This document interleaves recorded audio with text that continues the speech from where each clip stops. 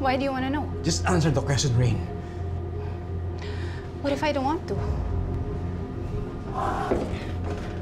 May galit ka ba sa akin? Enough ba yun para paggantihan mo ako? What are you trying to insinuate, Doc? May kinalaban ka ba sa pagkawala ng anak ko? Are you accusing me of... That's what it takes para sagutin mo yung tanong ko. Yes, I'm accusing you. Ikaw ba dumuot sa anak ko? May kinalaman ka ba sa pagkawala ni Ethan?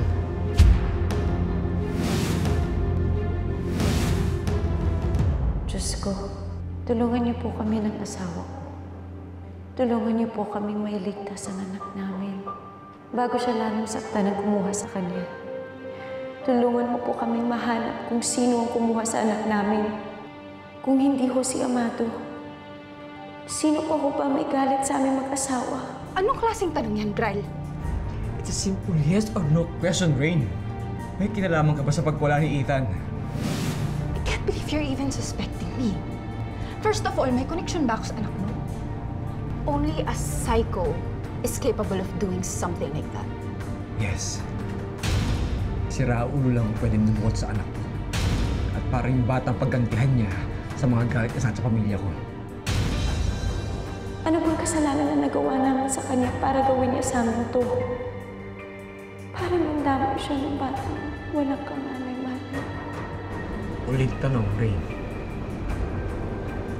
Wala ka bang kinalaman sa pagkawala ni Ethan? Wala. Wala akong alam. At wala akong pakialam. You are so out of line to even question me. Now, if this is the only reason why you came to meet with me, then goodbye, Brian.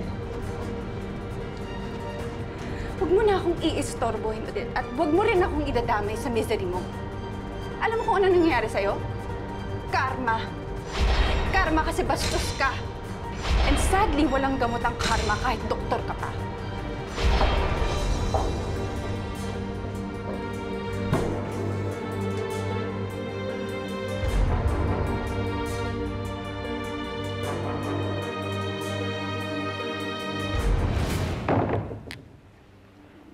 Ba't naisip ka agad ng Brian na may kinalaman ka sa pagkawala ng anak nila? Anong alam nila? Rain, hindi ako po pwede makulong, ha? Nico, will you please just calm down? Huwag kang kabahan, okay? Bryle will never know the truth. Hindi pwede. Hindi ako papayag. So just relax, do your job, and wait for my instruction. Hi, Jessie. Sorry sa istorbo, ha? Gusto lang kita kamustahin. Ito, problemado pa rin. Wala pa rin kaming leads kahit na nahuli na si Amado, yung suspect. Oh, siya yung kumuha kay Ethan, di ba? He's the main suspect, right? Rain, wala pa siyang inaamin. Pero sabi ng pulis pagkatapos ng interrogation na naduda raw sila na siya talagang dumukot kay Ethan.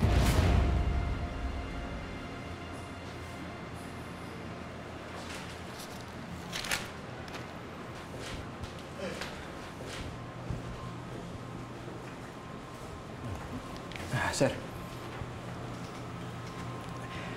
Pwede ba kitang makausap sa ibang lugar? Dok, mga professional kami dito. Wala kang dapat itago sa amin.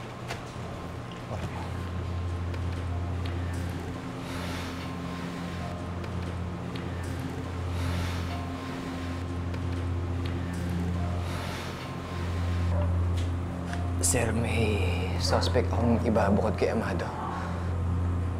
Her name is Rain. Babae. Ano namang relasyon mo sa kanya? Wala. Dok, ang ibig kong sabihin, paano kayo naging konektado? Nanay ba siya sa school ni Ethan? Nakaaway ba siya ni Jess?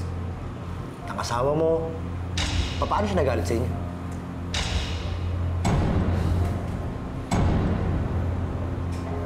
Dok. Isang one-night stand. May nangyari sa amin ni Rain.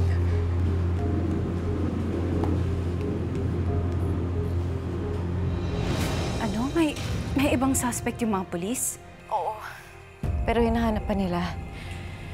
Kaya nga desperado na talaga kami ni Brian. Lalo na wala kaming idea kung sino pang pwedeng dumukot sa kanya. Kung ano motibo niya. May nangyari sa inyo. Pumatol kayo sa ibang babae. Alam ba ito ng asawa mo? Hindi niya alam. Pero sir, bago pa may mangyari ulit, pinutol ko na. So yun yung dahilan kung bakit siya nagalit. Kaya iniisip mo na pwedeng siya ang kumuha kay Ethan. Tama? Pwede maging suspect kahit sino, di ba? Ako, asawa ko, ang nanay ko, pati kapitbahay namin. Basta may motibo, di ba? Hindi naging magandang huling pag-uusap namin. Sa tingin ko, nagalit siya ron. At pwedeng maging motibo yung galit na yun, di ba? Hirap talaga ng ganito. Di ko alam kung nasaan ang anak ko, kung ano pang masamang nangyayari sa kanya. Inakabahan ako. Natatakot ako para sa kanya. Diyos ko, pwede bang patayin na lang ako kaysa ganito? Sobrang torture na talaga to sa amin ni Brian. Jessie, kaya mo yan. Alam mo naman, nandito lang ako para sa'yo, di ba? Hinding-hindi kita iiwan. Lalo na ngayon. Salamat. Malaking bagay na may kaibigan akong naiiyakan. Salamat talaga.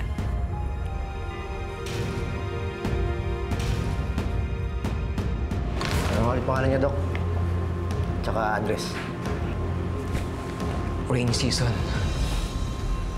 Hindi ko alam kung saan ang bahay niya, pero ito yung number niya.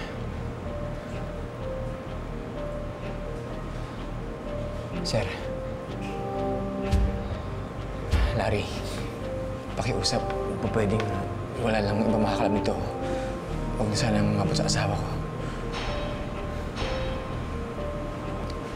Gaya ng sinabi ko sa inyo, Dok, mga professional kami dito.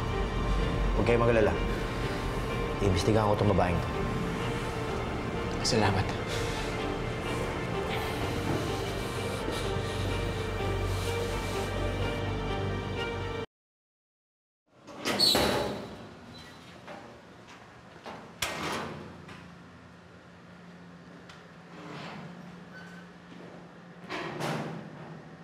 Anjures! May bisita ka.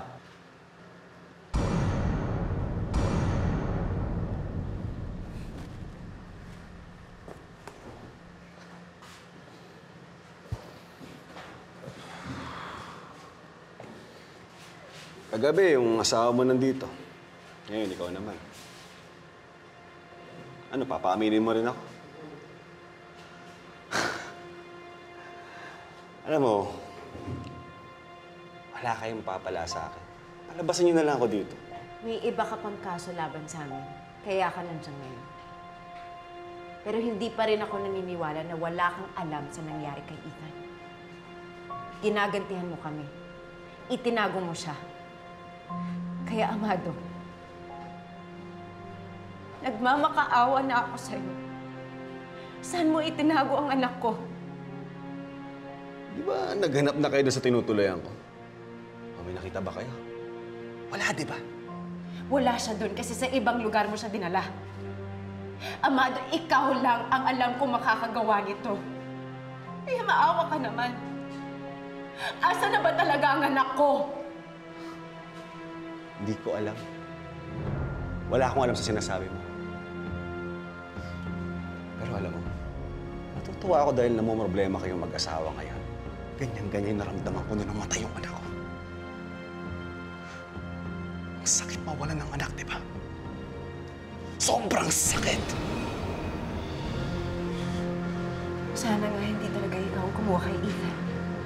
Kasi kung ikaw, mapapatay kita sa ginawa mo sa anak ko. Tandaan mo yan. Mapapatay talaga kita kapag nalaman ko ikaw ang may kasalanan. Wala kang awa! Ilabas mo ang anak ko! Ibalik mo siya sa akin! Hoy! Wala kang Huwag mo akong takutin! Dahil hindi ako takot mamatay! Alejandro! Tama na yan. Tama na yan.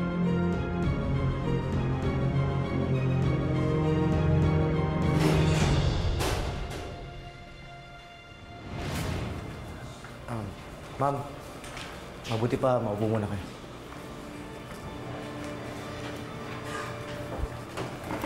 Sorry kung pinuntahan ko si Amado. Hindi kasi ako mapalagay. Naiintindihan ko naman kayo. Siyempre, naniniwala kayo na siya yung dumukot sa anak ninyo. May iba pa bang suspect na lumutang? May isa pa akong naiimbestigahan. Kakakausap ko lang sa kanya kanina. Talaga?